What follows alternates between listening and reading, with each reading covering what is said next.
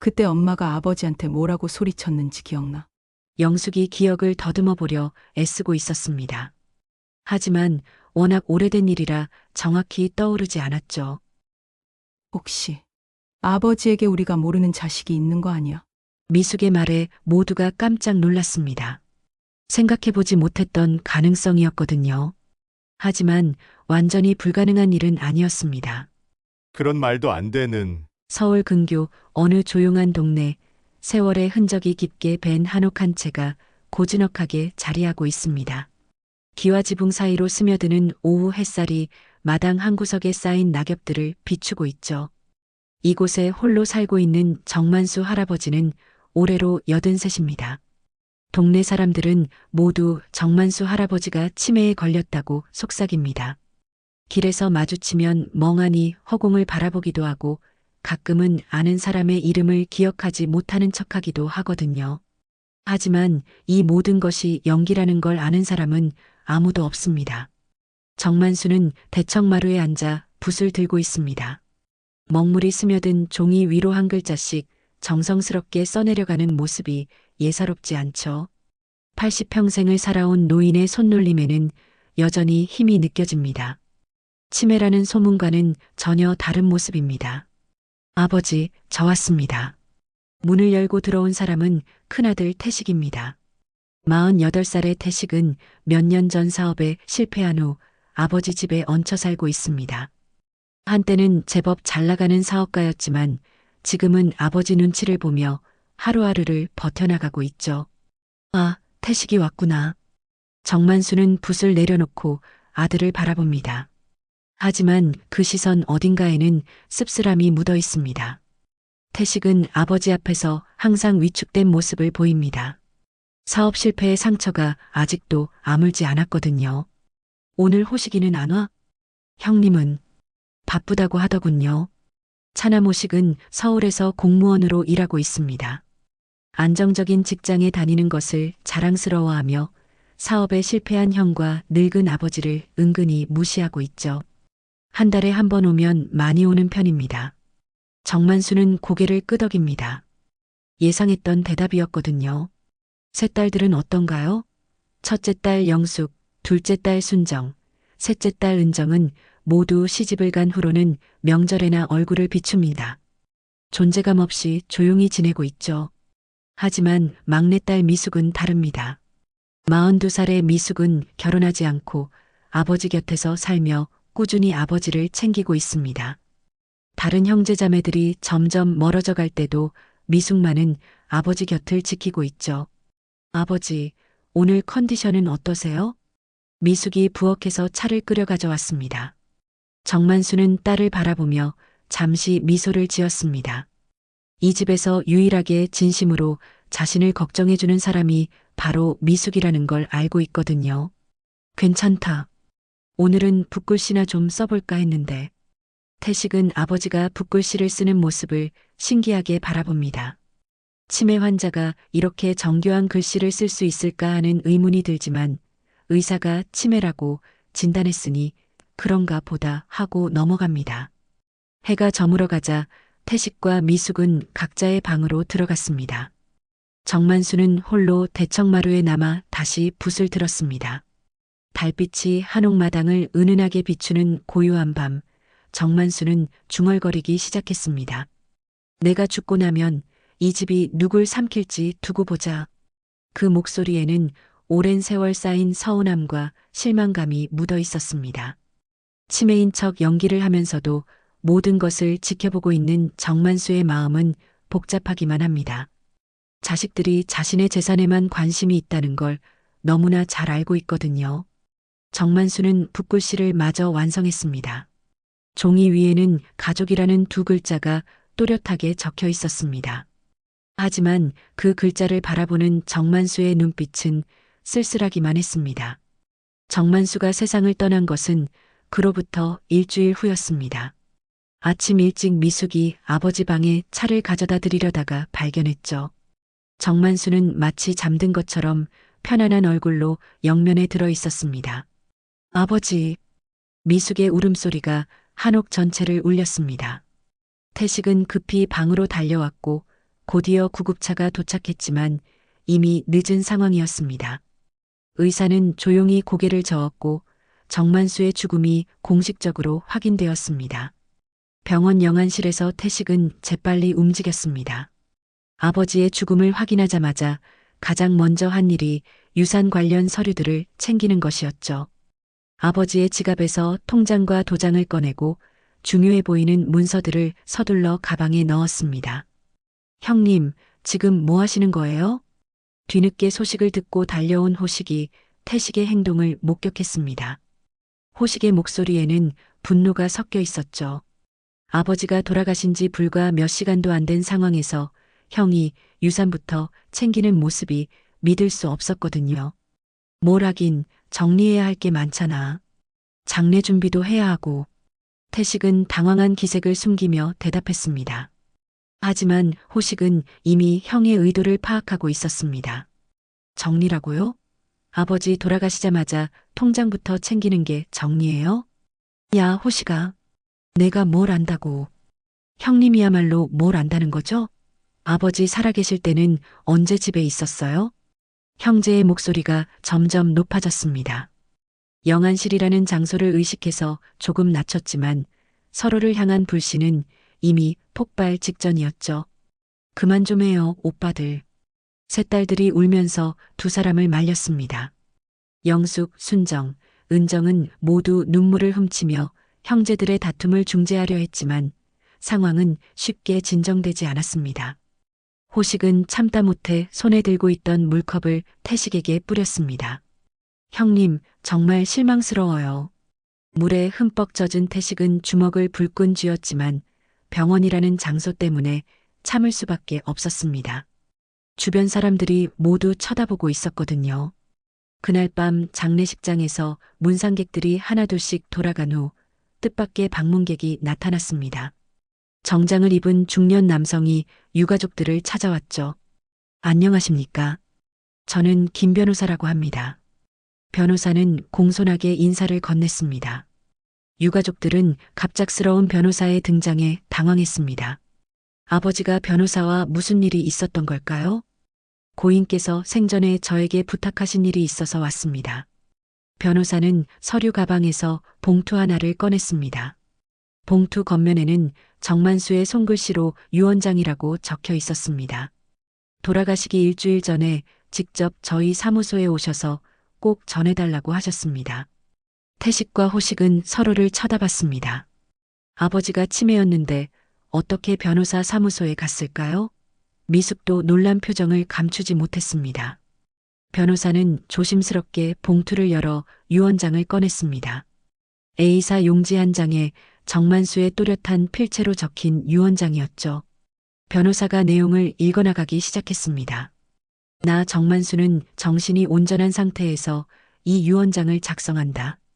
유언장에는 집안의 모든 재산 목록이 상세히 적혀 있었습니다. 한옥과 토지, 그리고 상당한 규모의 예금과 주식까지. 생각보다 아버지의 재산이 많다는 사실에 형제들은 놀랐습니다. 하지만 정작 중요한 것은 유언장 맨 아래쪽에 작게 적힌 한 줄이었습니다. 이 모든 유산은 진짜 내 자식에게 준다. 변호사가 그 문장을 읽자 장례식장이 갑자기 조용해졌습니다. 모두가 그 말의 의미를 이해하려고 애쓰고 있었죠. 진짜 내 자식이라는 게 무슨 뜻이죠? 호식이 먼저 입을 열었습니다. 태식도 당황한 기색이 역력했습니다. 다섯 남매 모두 정만수의 친자식인데 왜 진짜 자식이라는 표현을 썼을까요? 죄송하지만 저도 정확한 의미는 알 수 없습니다. 고인께서 그렇게 적어달라고 하셔서. 변호사도 난처한 표정을 지었습니다. 유언장을 작성할 때부터 의아했지만 정만수가 워낙 확고하게 그렇게 써달라고 했거든요. 미숙은 아버지의 마지막 말을 떠올리고 있었습니다. 내가 죽고 나면 이 집이 누굴 삼킬지 두고 보자. 그때는 그냥 넘어갔지만 지금 생각해보니 이 상황과 관련이 있는 것 같았습니다. 태식과 호식은 서로를 의심의 눈초리로 바라보기 시작했습니다. 혹시 둘 중 하나가 아버지와 특별한 약속을 했던 걸까요? 아니면 정말로 다른 자식이 있는 걸까요? 장례식장의 분위기는 순식간에 무거워졌습니다. 아버지의 죽음으로 인한 슬픔보다도 유언장의 내용이 가져온 혼란이 더 컸습니다. 장례를 마친 후 며칠이 지났지만 유언장의 의미를 둘러싼 혼란은 계속되었습니다. 한옥에 모인 5남매는 서로 다른 생각에 잠겨 있었죠. 누구도 선뜻 입을 열지 못하고 있었습니다. 진짜 내 자식이라니 도대체 무슨 뜻일까? 태식이 먼저 침묵을 깼습니다. 지난 며칠 동안 계속 그 말만 머릿속에서 맴돌고 있었거든요. 호식도 마찬가지였습니다. 두 사람 모두 자신이 아버지가 말하는 진짜 자식이라고 생각하고 있었죠. 우리 5명 모두 아버지 친자식인데 왜 굳이 진짜라는 표현을 쓰셨을까? 영숙이 조심스럽게 의견을 냈습니다. 순정과 은정도 고개를 끄덕였지만 여전히 확신할 수 없다는 표정이었습니다. 미숙은 혼자 다른 생각에 빠져 있었습니다. 30년 전 일이 자꾸 떠올랐거든요. 미숙이 12살이었을 때 어머니가 갑자기 집을 나간 일 말입니다. 언니들, 혹시 기억나는 것 없어요? 엄마가 집을 나갔을 때 말이에요. 미숙의 말에 세 언니들이 고개를 돌렸습니다. 그때는 모두 어렸지만 어머니와 아버지가 크게 다툰 후 어머니가 집을 떠났다는 기억은 남아 있었습니다. 그때 엄마가 아버지한테 뭐라고 소리쳤는지 기억나? 영숙이 기억을 더듬어 보려 애쓰고 있었습니다. 하지만 워낙 오래된 일이라 정확히 떠오르지 않았죠. 혹시 아버지에게 우리가 모르는 자식이 있는 거 아니야? 미숙의 말에 모두가 깜짝 놀랐습니다. 생각해보지 못했던 가능성이었거든요. 하지만 완전히 불가능한 일은 아니었습니다. 그런 말도 안 되는. 태식이 고개를 저었지만 목소리에는 확신이 없었습니다. 호식도 마찬가지로 당황한 기색을 감추지 못했습니다. 그때 호식이 갑자기 일어났습니다. 아버지 서재를 한번 뒤져보자. 호식은 서재로 향했고 다른 형제들도 따라갔습니다. 정만수가 평소 중요한 서류들을 보관하던 곳이었죠. 책장 사이사이 서랍 곳곳을 뒤지기 시작했습니다. 이것 좀 봐. 호식이 책장 뒤편에서 낡은 상자를 발견했습니다. 상자 안에는 오래된 사진들이 들어 있었죠. 대부분 가족 사진들이었지만 그 중에 낯선 사진 한 장이 있었습니다. 젊은 시절의 정만수, 그리고 모르는 젊은 여성, 그 여성의 품에 안긴 어린 여자아이 1명. 사진 뒷면에는 흐릿한 글씨로 날짜가 적혀 있었습니다. 30년 전이었습니다. 이 여자는 누구지? 태식이 사진을 자세히 들여다봤습니다. 정만수는 분명한데 옆에 있는 여성은 어머니가 아니었습니다. 그리고 품에 안긴 아이도 5남매 중 누구와도 닮지 않았죠. 설마 정말로 미숙의 추측이 맞을 수도 있다는 생각이 들기 시작했습니다. 모두가 사진을 둘러싸고 서서 말없이 바라보고 있었습니다. 그로부터 사흘 후 뜻밖의 일이 일어났습니다. 한옥 때문에 낯선 여성이 찾아온 것입니다. 30대 초반으로 보이는 단정한 인상의 여성이었죠. 혹시 정만수 씨 댁이 맞나요? 여성은 공손하게 인사를 건네며 자신을 소개했습니다. 저는 정진영이라고 합니다. 정만수 씨가 제게 매년 편지를 보냈습니다. 진영의 말에 태식과 호식은 서로 눈빛을 주고받았습니다. 역시 미숙의 추측이 맞았던 것 같았습니다. 편지요? 무슨 편지 말씀이신가요? 미숙이 조심스럽게 물었습니다. 진영은 가방에서 낡은 편지 뭉치를 꺼냈습니다. 어렸을 때부터 매년 생일마다 편지를 받았어요. 그리고 얼마 전에 정만수 씨가 돌아가셨다는 소식을 들었습니다. 진영은 편지들을 정리하며 말을 이어갔습니다. 편지에는 항상 학비와 생활비가 들어 있었어요. 저는 어려서 입양됐는데 그분이 계속 도움을 주셨거든요. 형제들은 놀란 표정으로 진영을 바라봤습니다. 아버지가 다른 아이를 몰래 후원하고 있었다는 사실 자체도 충격이었지만 그 아이가 이제 성인이 되어 직접 찾아왔다는 것도 놀라웠습니다. 그럼 혹시 아버지와 어떤 관계신가요? 태식이 떨리는 목소리로 물었습니다. 진영은 잠시 망설이다가 대답했습니다. 사실 저도 정확히는 모르겠어요. 다만 편지에서 저를 딸이라고 부르셨어요. 딸이라는 말에 모든 형제들이 긴장했습니다. 정말로 아버지에게 숨겨진 자식이 있었던 걸까요? 편지를 좀 보여주실 수 있나요? 호식이 요청했습니다. 진영은 주저하지 않고 편지 몇 통을 건네주었습니다. 편지를 펼쳐보니 분명히 정만수의 필체였습니다. 치매 환자가 쓸 수 없을 정도로 또렷하고 정성스러운 글씨였죠. 편지 내용을 읽어보니 더욱 놀라웠습니다. 진영의 성장 과정을 세세하게 물어보고 격려하는 내용들이 가득했습니다. 마치 친아버지가 멀리 떨어진 딸에게 보내는 편지 같았습니다. 아버지가 정말 치매가 아니었구나. 미숙이 중얼거렸습니다. 이제서야 모든 것이 이해되기 시작했습니다. 아버지는 치매인 척 연기를 하면서 모든 것을 지켜보고 있었던 것입니다. 진영의 등장으로 정만수의 유언장이 가진 의미가 조금씩 드러나기 시작했습니다. 하지만 여전히 많은 의문점들이 남아 있었습니다. 진영은 한옥 대청마루에 앉아 자신의 이야기를 차근차근 들려주기 시작했습니다. 5남매는 모두 숨을 죽이고 진영의 말에 귀를 기울였죠. 저는 태어나자마자 고아원에 맡겨졌어요. 생모가 누구인지, 생부가 누구인지 전혀 몰랐습니다. 진영의 목소리에는 오랜 세월 혼자 감당해온 외로움이 묻어 있었습니다. 하지만 원망이나 분노보다는 담담함이 느껴졌죠. 5살 때부터 편지가 오기 시작했어요. 처음에는 고아원 원장님이 대신 읽어주셨는데 항상 따뜻한 말들로 가득했습니다. 진영은 가방에서 편지들을 하나씩 꺼내 테이블 위에 정리했습니다. 총 20통이 넘는 편지들이었습니다. 모두 정만수의 손글씨로 정성스럽게 쓰여져 있었죠. 누가 보내는 편지인지도 몰랐어요. 다만 보낸 사람의 이름이 정만수라는 것만 알았죠.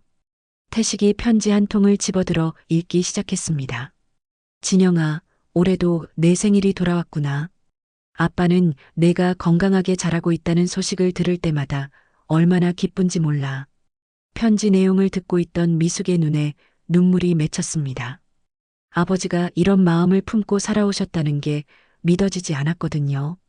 학비와 생활비도 함께 보내주셨어요. 덕분에 대학까지 마칠 수 있었습니다. 호식이 다른 편지를 펼쳐보았습니다. 진영이 중학교에 입학했을 때 보낸 편지였습니다. 공부가 어렵겠지만 포기하지 마라.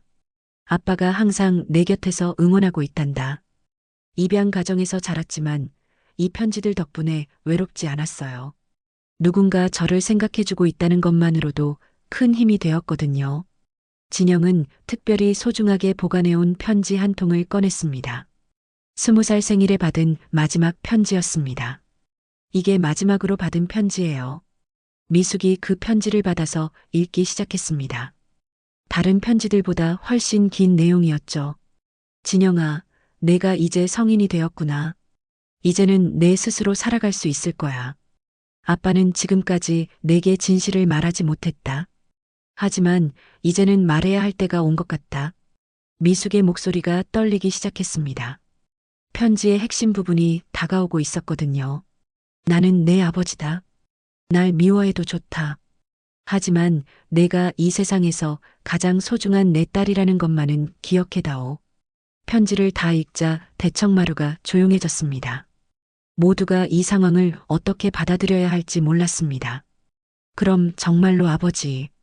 태식이 말을 잇지 못했습니다. 진영이 정말 아버지의 숨겨진 딸이라면 유산 상속에도 큰 변화가 생길 것이었거든요. 사실 저도 확신할 수 없어요. 다만 편지를 통해서만 아버지를 알고 있었으니까요. 진영은 솔직하게 자신의 심정을 털어놓았습니다. 편지로만 소통했던 관계였기에 진실이 무엇인지 확신하기 어려웠던 것입니다. 그런데 왜 이제서야 찾아오신 거예요? 영숙이 조심스럽게 물었습니다. 진영은 잠시 망설이다가 대답했습니다. 1달 전에 마지막 편지가 왔어요. 평소와는 다른 내용이었어요. 진영은 또 다른 편지를 꺼냈습니다. 다른 편지들과 달리 이 편지는 최근에 쓰여진 것처럼 보였습니다. 아빠가 곧 세상을 떠날 것 같다. 그 전에 내게 전하고 싶은 말이 있다. 너는 내 친딸이 아니지만 내 마음속에서는 진짜 딸이다. 호식이 편지를 읽으며 고개를 갸우뚱했습니다. 친딸이 아니라고 하는데 그럼 도대체 무슨 관계신 거죠? 저도 그 부분이 이해가 안 돼요. 20살 때는 아버지라고 하셨는데 마지막 편지에서는 친딸이 아니라고 하시고 진영도 혼란스러워하고 있었습니다. 정만수의 편지들이 일관성이 없었거든요. 미숙은 편지들을 다시 한번 자세히 살펴보기 시작했습니다. 아버지의 필체와 문체를 가장 잘 아는 사람이 자신이라고 생각했거든요. 이상해요. 필체는 분명히 아버지 것인데 내용이 앞뒤가 안 맞아요. 미숙의 말에 모두가 주목했습니다. 미숙은 편지들을 시간순으로 다시 정리해 보았습니다. 초기 편지들은 아버지가 진영 언니를 딸이라고 부르고 있어요. 하지만 최근 편지로 올수록 표현이 애매해지고 있습니다. 태식도 편지들을 다시 읽어보기 시작했습니다. 미숙의 말이 맞았습니다. 시간이 지날수록 정만수의 편지 내용이 미묘하게 변화하고 있었죠. 아버지가 치매인 척 연기를 하셨다면 이 편지들도 어떤 의도가 있을 거예요. 호식의 말에 모두가 고개를 끄덕였습니다. 정만수는 단순히 선의로 고아를 후원한 것이 아니라 더 깊은 계획이 있었던 것 같았습니다. 그럼 진영 언니가 유언장에서 말하는 진짜 자식인 건가요?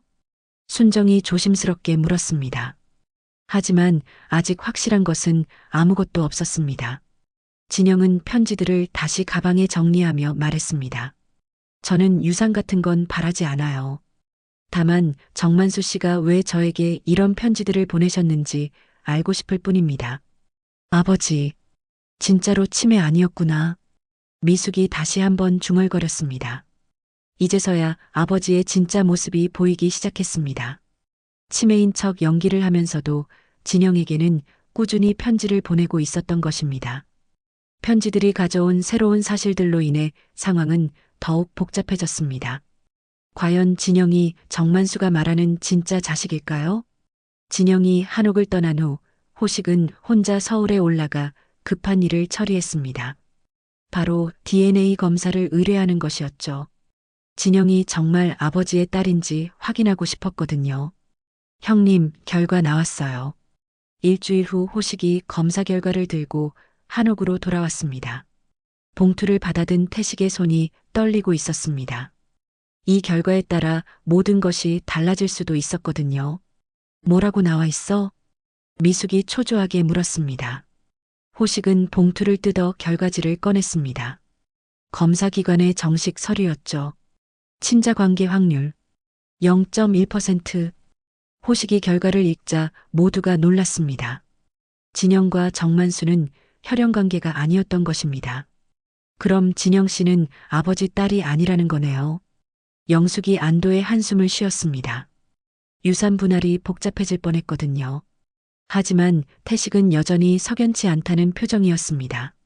그럼 아버지는 왜 그 여자에게 20년 넘게 편지를 보내고 돈을 댔을까? 아마도 단순한 선행이었겠죠.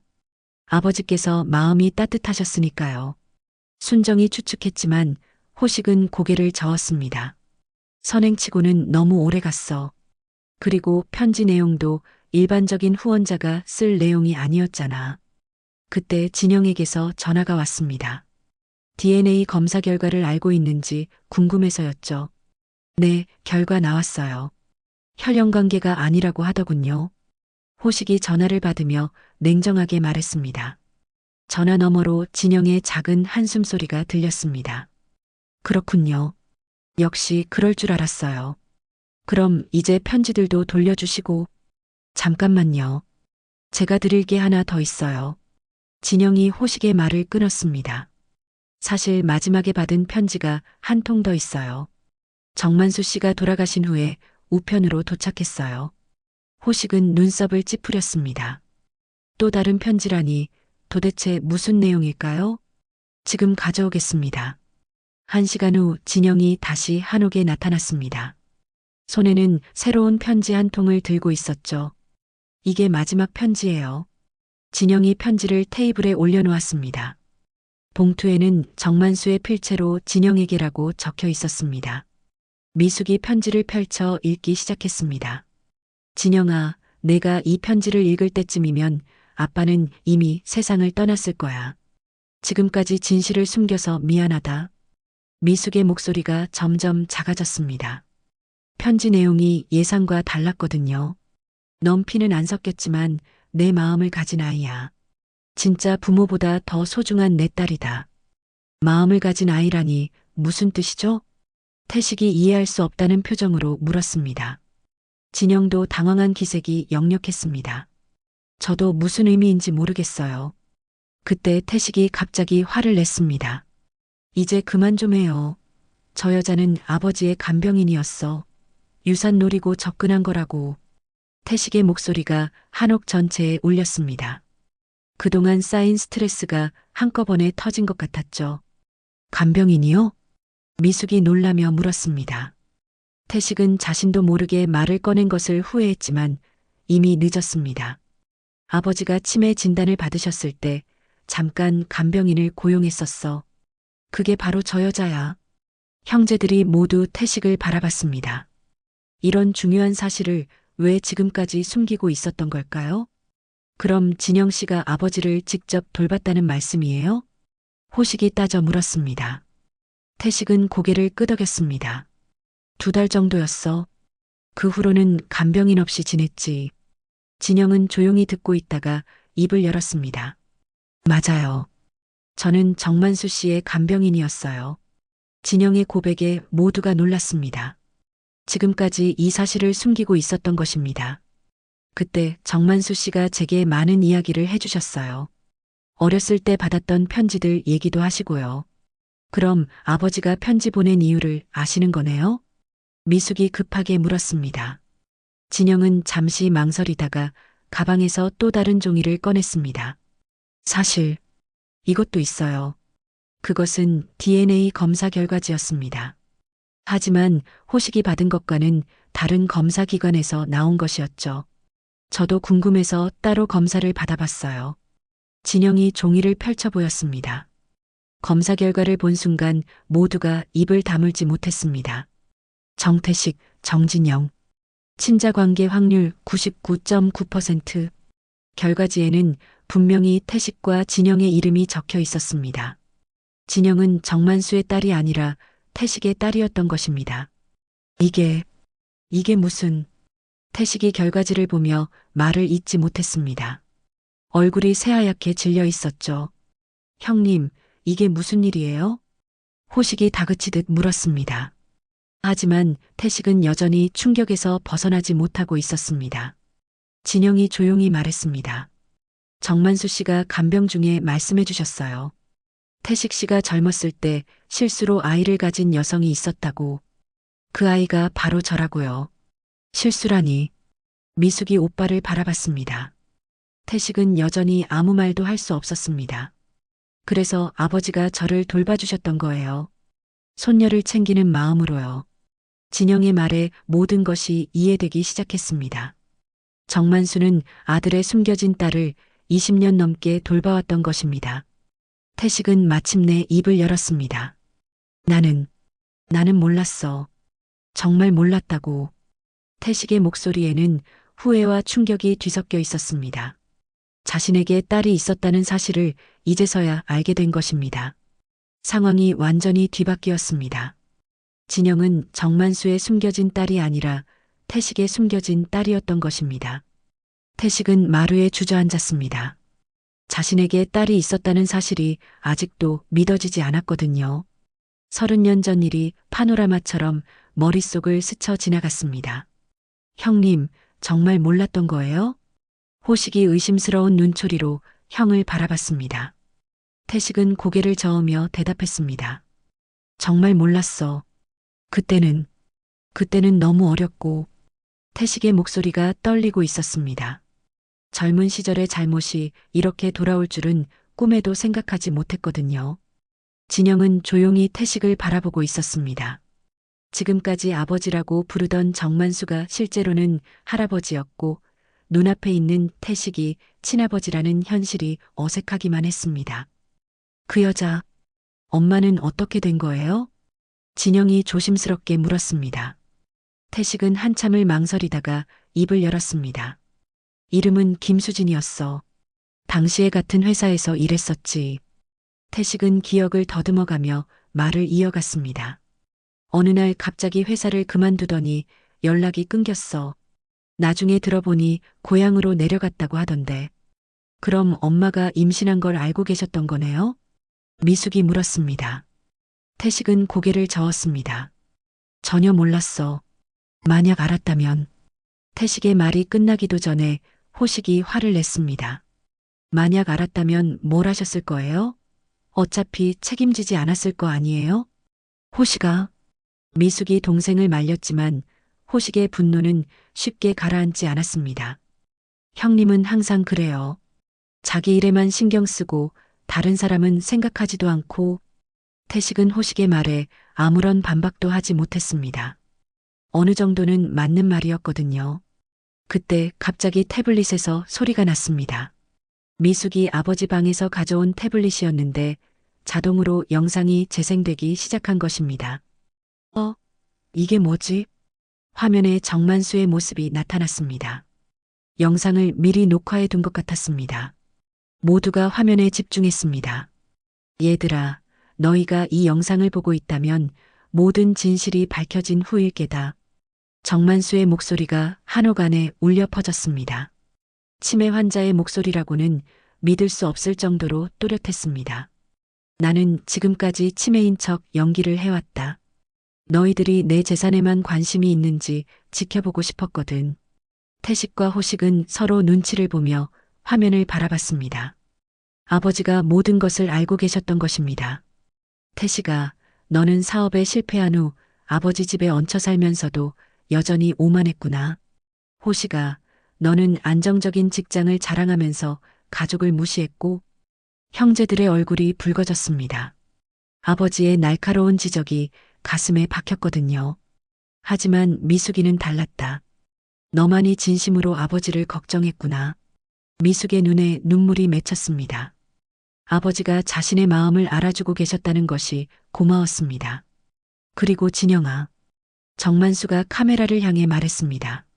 마치 진영이 영상을 보고 있다는 것을 알고 있는 것처럼 말이죠. 너는 내 친손녀다. 태식이의 딸이자 내가 가장 자랑스러워하는 아이야. 진영이 울음을 터뜨렸습니다.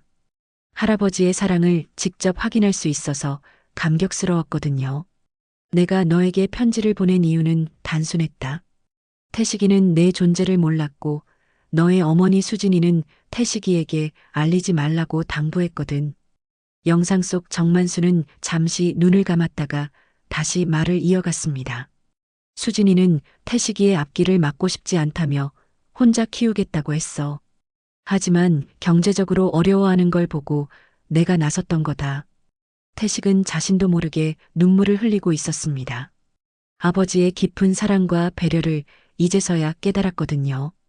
진짜 자식이 누구냐 묻는다면 난 이렇게 답할 거다. 사람을 돈보다 먼저 보는 아이, 그게 내 자식이다. 정만수의 말에 모두가 숙연해졌습니다. 유 원장의 진짜 의미가 무엇인지 이제서야 이해하게 되었습니다. 태식아, 너는 지금이라도 진영이에게 아버지 역할을 해라. 늦었지만 시작할 수는 있잖니. 태식은 진영을 바라봤습니다. 어떤 말을 해야 할지 몰랐지만 미안함과 고마움이 뒤섞인 감정이 북받쳤습니다. 호식아, 너도 형을 무시하지 말고 가족을 소중히 여겨라. 안정적인 직장이 전부가 아니야. 호식도 고개를 숙였습니다. 그동안 형과 아버지를 무시했던 자신의 태도가 부끄러웠습니다. 미숙아, 너는 결혼하지 않고 아버지만 돌봤는데 이제는 내 인생을 살아라. 아버지는 내가 행복하기를 바란다. 미숙은 울면서 고개를 끄덕였습니다. 아버지의 마지막 당부가 가슴 깊이 와 닿았습니다. 영상이 끝나자 한옥은 조용해졌습니다. 모두가 각자의 생각에 잠겨 있었습니다. 정만수의 마지막 메시지는 단순히 유산 분배에 관한 것이 아니었습니다. 진정한 가족의 의미에 대한 깊은 성찰이었죠. 태식이 먼저 입을 열었습니다. 진영아, 미안하다. 처음으로 딸을 향해 건넨 말이었습니다. 진영도 눈물을 흘리며 고개를 끄덕였습니다. 이제부터라도 아버지라고 불러도 될까? 태식의 조심스러운 부탁에 진영은 작은 목소리로 대답했습니다. 네, 아버지. 정만수의 영상 메시지가 끝난 후 며칠이 지났습니다. 한옥에는 묘한 정적이 흘렀죠. 모든 진실이 밝혀졌지만 정작 유산 상속 문제는 아직 해결되지 않았습니다. 김 변호사가 다시 한옥을 찾아왔습니다. 이번에는 유 원장의 나머지 부분을 전달하기 위해서였죠. 고인께서 영상을 보신 후에 전해달라고 하신 마지막 유언이 있습니다. 변호사는 또 다른 봉투를 꺼냈습니다. 이번에는 두꺼운 봉투였습니다. 이게 진짜 유 원장의 마지막 부분입니다. 미숙이 봉투를 받아 조심스럽게 열었습니다. 안에는 여러 장의 종이가 들어 있었고 맨 위에는 정만수의 손글씨로 긴 편지가 적혀 있었습니다. 아이들아, 너희가 이 글을 읽고 있다면 내 마지막 계획이 성공한 것이구나. 미숙이 유 원장을 읽기 시작했습니다. 모두가 숨을 죽이고 들었습니다. 나는 돈이 아닌 마음을 남긴다. 재산은 나눌 수 있지만 사랑은 나눌 수 없으니까. 태식은 고개를 숙이고 있었습니다. 아버지의 깊은 뜻을 이제서야 이해하게 되었거든요. 태식아, 너에게는 이 한옥을 물려준다. 하지만 조건이 있다. 변호사가 별도의 서류를 꺼내며 설명했습니다. 이 집은 매매가 불가능합니다. 대신 가족 모두가 언제든 돌아올 수 있는 공간으로 남겨두어야 합니다. 태식이 고개를 끄덕였습니다. 아버지의 뜻을 거스를 생각은 없었습니다. 호시가 너에게는 예금의 절반을 준다. 하지만 이 돈으로 형을 도와주어라. 호식은 의외라는 표정을 지었습니다. 형을 무시했던 자신에게 이런 당부를 남기실 줄은 몰랐거든요. 세 딸들에게는 각각 동일한 몫을 준다. 너희는 시집을 갔지만 여전히 내 소중한 딸들이다. 영숙, 순정, 은정은 모두 울음을 터뜨렸습니다. 아버지가 자신들을 잊지 않고 계셨다는 것이 감사했습니다. 미숙아, 너에게는 특별한 선물이 있다. 미숙이 놀란 표정으로 변호사를 바라봤습니다. 변호사는 별도의 통장을 꺼냈습니다. 고인께서 미숙 씨를 위해 따로 적금을 들어두셨습니다. 결혼자금으로 쓰라고 하시더군요. 미숙은 통장을 받아들며 눈물을 흘렸습니다. 아버지의 세심한 배려가 고마웠습니다. 그리고 진영아. 모든 시선이 진영에게 집중되었습니다. 과연 진영에게는 무엇을 남겨두셨을까요? 너에게는 가장 소중한 것을 준다. 변호사가 마지막 상자를 꺼냈습니다. 나무로 만든 정교한 상자였죠. 진영이 상자를 열자 안에는 정만수가 직접 만든 가족사진첩이 들어 있었습니다. 그리고 지금까지 진영에게 보낸 모든 편지의 복사본들도 함께 있었습니다. 할아버지가. 진영은 말을 잇지 못했습니다. 사진첩을 펼쳐보니 자신의 성장 과정이 빠짐없이 기록되어 있었습니다. 어린 시절부터 최근까지의 사진들이 시간순으로 정리되어 있었죠. 어떻게 이런 사진들을.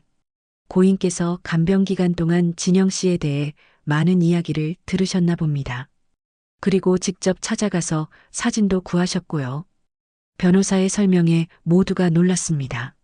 정만수가 치매인 척하면서도 손녀를 위해 이런 일까지 하고 있었다니요. 할아버지. 진영은 사진첩을 가슴에 꽉 안았습니다. 돈으로 살 수 없는 가장 소중한 선물이었습니다. 변호사는 유 원장의 마지막 부분을 읽었습니다. 진심으로 누군가를 사랑할 수 있는 사람에게 내 전부를 남긴다. 재산이 아닌 마음을 말이다. 유 원장을 다 읽자 한옥이 다시 조용해졌습니다. 정만수의 진짜 유언은 돈의 분배가 아니라 가족 간의 사랑을 회복하는 것이었습니다. 그때 진영이 일어났습니다. 저는 유산을 받을 수 없어요. 모두가 놀라며 진영을 바라봤습니다. 왜요? 할아버지께서 남겨주신 건데. 미숙이 물었습니다. 진영은 고개를 저었습니다. 저는 이미 충분히 받았어요. 할아버지의 사랑과 아버지를 찾은 것만으로도요. 진영은 사진첩을 들어보이며 말했습니다. 이것만 주세요. 할아버지의 편지들을 지킬 수 있게요. 태식이 딸을 바라보며 말했습니다. 진영아, 너는 정말 할아버지를 닮았구나. 진영의 순수한 마음이 정만수와 똑같다는 생각이 들었습니다. 그럼 이 집만 남겨주세요. 진영의 제안에 모두가 고개를 끄덕였습니다. 한옥은 진영이 할아버지의 추억을 간직할 수 있는 유일한 공간이었으니까요. 변로사는 서류를 정리하며 말했습니다. 고인께서 이런 상황까지 예상하셨나 봅니다. 진영 씨가 유산을 거절할 경우를 대비한 조항도 있거든요. 어떤 조항이요? 호식이 물었습니다. 진영 씨가 유산을 거절하면 그 몫은 모두 자선단체에 기부하라고 하셨습니다. 정만수의 마지막 배려였습니다. 진영이 부담을 느끼지 않도록 미리 준비해 두신 것이죠. 할아버지, 정말 모든 걸 다 생각해 두셨네요. 미숙이 감탄하며 말했습니다. 아버지의 지혜로운 판단에 모두가 고개를 숙였습니다. 진영은 한옥을 둘러보며 말했습니다. 이제 이 집에서 할아버지의 편지를 읽으며 살아갈게요. 그리고 아버지와도 자주 만나고 싶어요. 태식은 눈물을 흘리며 딸을 꼭 안았습니다. 늦었지만 이제라도 아버지 역할을 하고 싶었습니다. 정만수가 세상을 떠난 지 석 달이 지났습니다. 계절이 바뀌어 한옥 마당에는 새로운 꽃들이 피기 시작했죠. 진영은 약속대로 한옥에서 살며 할아버지가 남긴 편지들을 소중히 간직하고 있었습니다. 오늘은 특별한 날이었습니다. 정만수의 100일째를 맞아 온 가족이 한옥에 모였거든요. 오랜만에 한자리에 모인 가족들의 모습은 몇 달 전과는 확연히 달랐습니다.